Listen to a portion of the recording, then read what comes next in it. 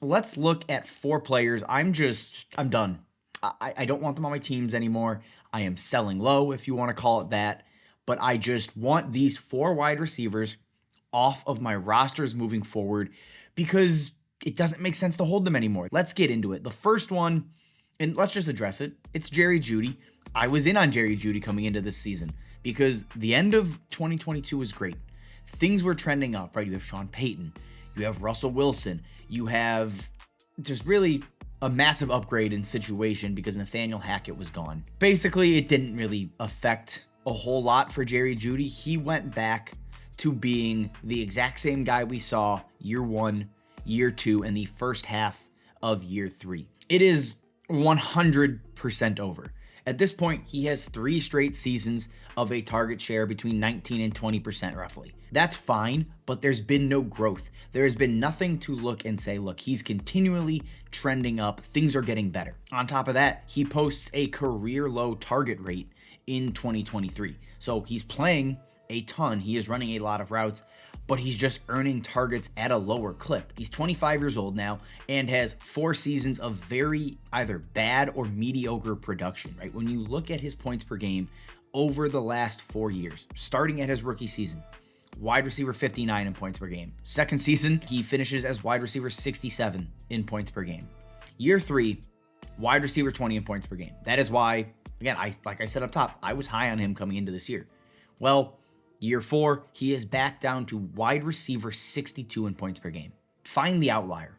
It's very clear. The wide receiver 20 points per game finish, that's the outlier season through the first, half decade almost of Jerry Jeudy's career. He just has not developed. He has not turned into a guy that everybody, myself included, expected to be just a great wide receiver at the next level. The route running did not translate. The points, the athleticism, none of it came along with his profile. If you can get a second, which I think is probably unreasonable at this point, great, take it. I would take a third. I just don't see the appeal in keeping Jerry Jeudy on a roster. I don't see the appeal in kind of driving forward, saying Jerry Jeudy's eventually gonna break out. It's year 5, or we're heading into year 5. At some point, you just have to call it quits. For me, that is right now. Let's just stick with the Denver wide receivers. Let's get this out of the way. We're gonna talk about Marvin Mims. And Marvin Mims, to start the year, was exciting. He was electric, right? I mean, he was just a big play machine.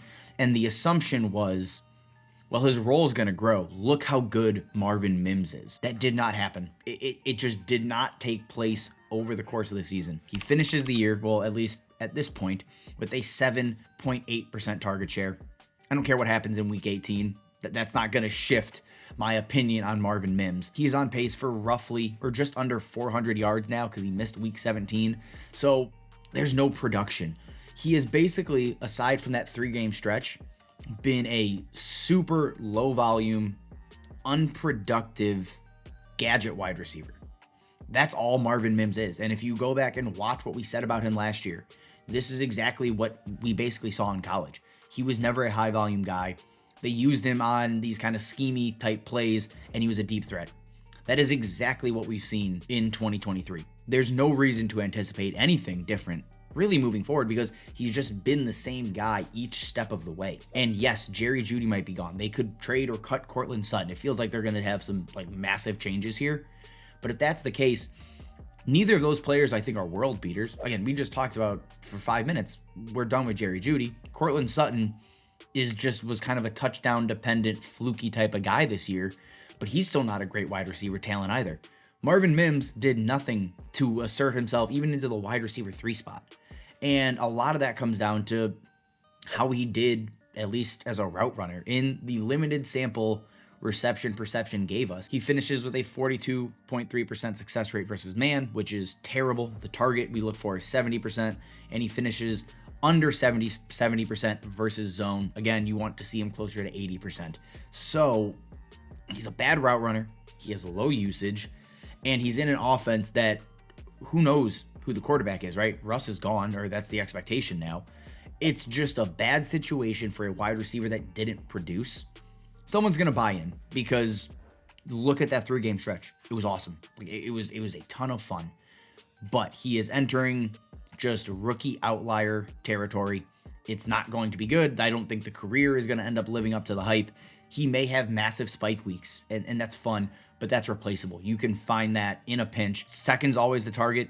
Don't think you can get it. Take a third and move on. Rolling to our third wide receiver here, and this is one I know people aren't really going to like, but that's fine. And it's Jameson Williams. And Jameson Williams, in his, call it his true rookie season, right? I won't say he's a true second-year wideout because barely played 6 games as a rookie. Obviously misses the start of this year, but plays 12 games. That is a large enough sample size to say we have a good idea for what Jameson Williams currently is.